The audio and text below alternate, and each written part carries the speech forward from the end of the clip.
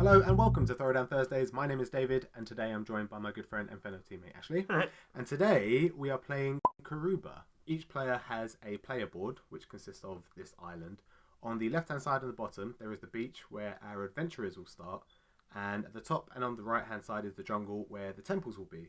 There's 4 adventurers in 4 different colours and each adventurer needs to get to their corresponding temple.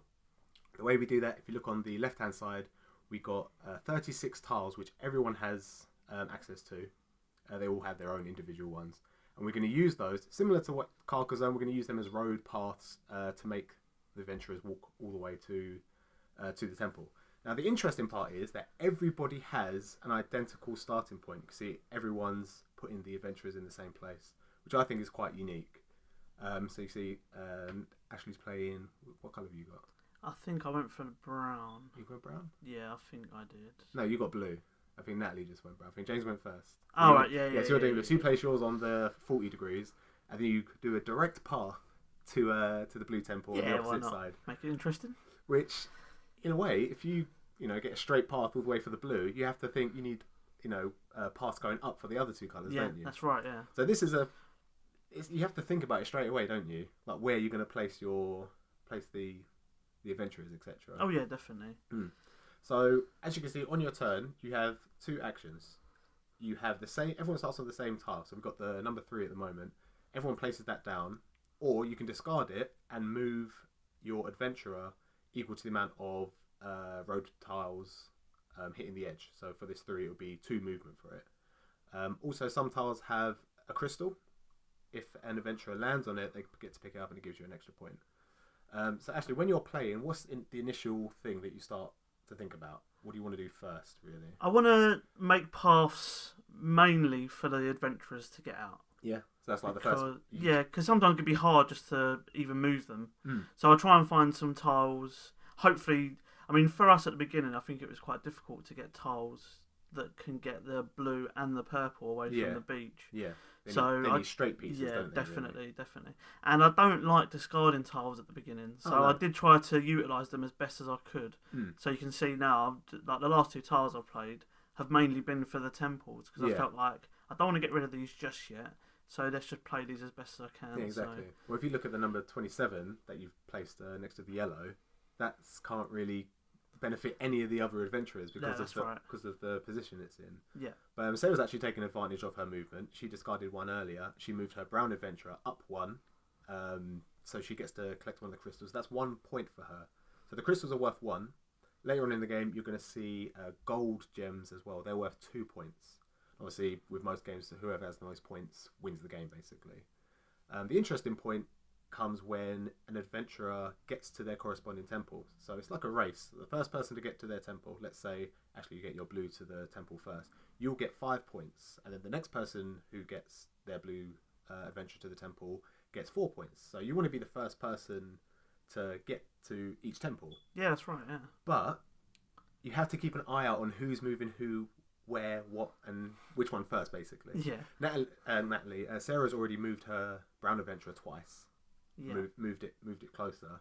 So you have to think to yourself, how quick am I going to be able to get to my brown temple now? Or would you go the opposite and think, I'm just going to focus on another adventurer? I think sometimes, if you see, like you say, Sarah's gone for the brown and started moving with the brown, maybe it is beneficial to start focusing on other adventurers. Especially, like, I think she's the only one that's moved. Yeah. Oh, James actually just moved 1. Yeah, so, yeah, I'd probably focus on a different colour for now. If you look at James's now, he's kind of blocked off his blue. Like there's no. Well, no, I guess he could come down here, couldn't he? Yeah. But yeah. If you look at Natalie's kind of like put the 14 in the middle. Like that's the thing that happens a lot, isn't it? Yeah. Sometimes you do play a risky tile in the middle and hope you can get something that can connect to because sometimes you can't discard it because, well, you could discard it, but you just don't want to move the adventurer just yet. Yeah, that's right. I mean, sometimes we've had instances where we played this game and you get the crossroads right from the beginning. And it's like, I definitely don't want to get rid of this, so you do just put it right in the middle. Yeah, because it's probably the most optimal place where you're going to be using it. Yeah. You can't really guess where it's going to be. Yeah, definitely.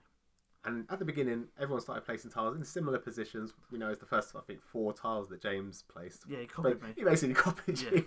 Blatantly copied me.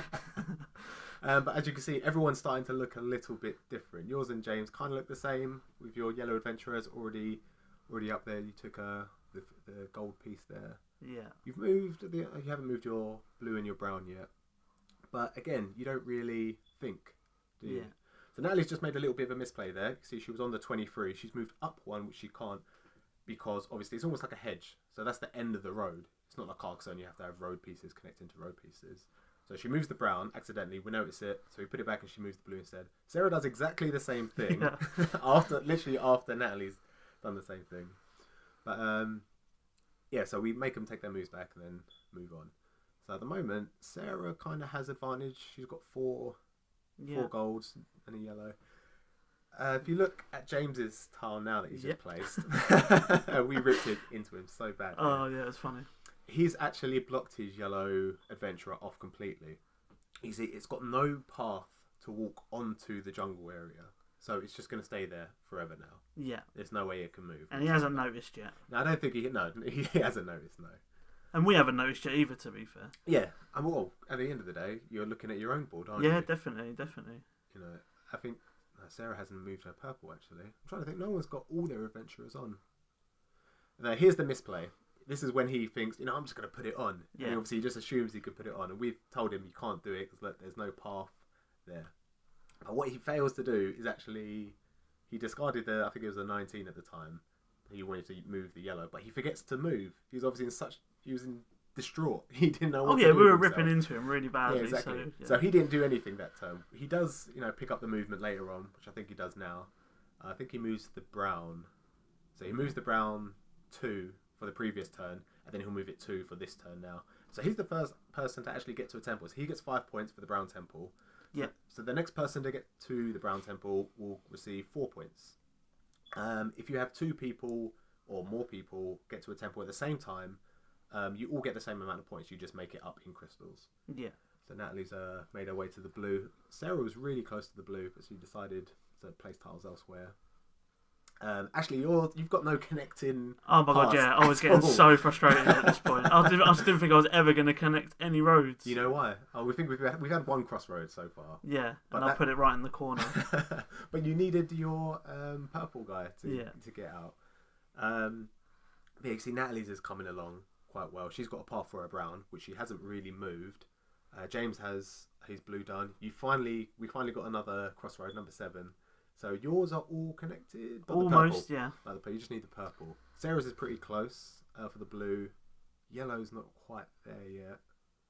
Right, I'm all connected now. Yes, I think you're all connected. Yeah, so now you'll pretty much just want to discard everything. Yeah, it's just the brown's got the longest road, I think, to get to his temple.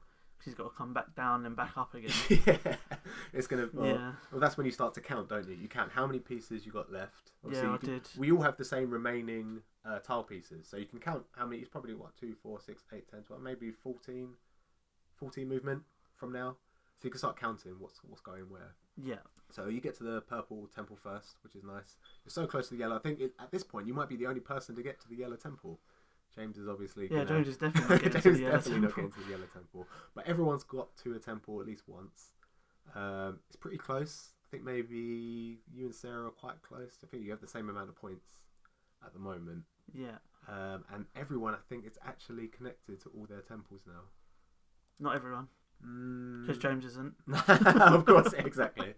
Let's talk about crystals real quick. How often do you think... how important do you think are crystals when stopping off? Because obviously you discard the rest of the movement to stop there. You can't walk over it and collect it. You have to stop on that tile. Yeah, that's right. I mean, at the beginning of the game, you do discard... You'll discard a two movement piece. Yeah. So it's just like a straight road like you can see now at the moment. So you'll move 2 spaces. Yeah. And sometimes you do utilise it. You'll stop 1 space just to get a crystal. But later on in the game, you kind of just want to get to the temples as quickly as possible because there's more points in getting to the temples. Yeah. So yeah, it's an up and down thing with the crystals and the gold, really. But yeah, at the beginning of the game, crystals and gold I think are pretty important. It's nice to get a little head start on the board. And we saw Sarah. She was picking up quite a few earlier on. Yeah. You actually decided exactly what you said. You missed out this crystal here, went straight for the yellow one because you just wanted it. I think someone else was right behind. I think Natalie might have been quite she was close. So if you got a crossroad that you didn't want to discard, or you both discard, you both would have got 5 points for that. Yeah. Really, you got 1 extra point than her. Yeah. So the game ends. James gets a nice 16 points. Yeah. which was quite surprising considering his yellow didn't move. Yeah, no, he got really good. Sarah had a really good start. A lot of hers were like her paths were flowing, so it looked like she was going somewhere. Towards the end, it started to get a little bit rough for her, but she ended up on 18 points. You and Natalie draw with 20 points. Yeah. So congratulations to you both. But unfortunately, there is a tiebreaker, and it's the person who has placed the most tiles onto the jungle. So Natalie placed 22. Unfortunately, you placed 21. Yeah, I know. So if you stopped off maybe for a crystal, or I don't really know what else you could have done. Maybe just that. Yeah. But then it may have not have worked out. You may have stopped off with a crystal, and I don't know, Natalie may have got there first, for example, or something else may have happened. Yeah. So basically, the way it works is that Natalie moved less than you did because she used most of her tiles to get on. So, so obviously the game ends. We use all our tiles. I think we've played this game a few times, and this is the first time we've used all the tiles. Normally, one person gets all their adventurers to all 4 of the temples, and that ends the game immediately. Yeah. But congratulations, Natalie. Yeah, congratulations, Natalie. Actually, you came second, so well done. Yeah. It was very, very close. It was, yeah. But the game's very accessible. I mean, you guys picked it up really, really quickly. Yeah, I mean, if you've ever played Carcassonne before, it does actually help, surprisingly, because the tiles look pretty similar. Yeah. And you just lay them down in a different way that you do to Carcassonne. You're playing by yourself in a sense. Pretty much. You're building your own map to try and get to these to the temples, and it's a really fun game to play. Really fun. Oh, good. I'm glad you enjoyed it. Well, that's pretty much it for this video. I hope you guys enjoyed, and we will see you next time. Goodbye.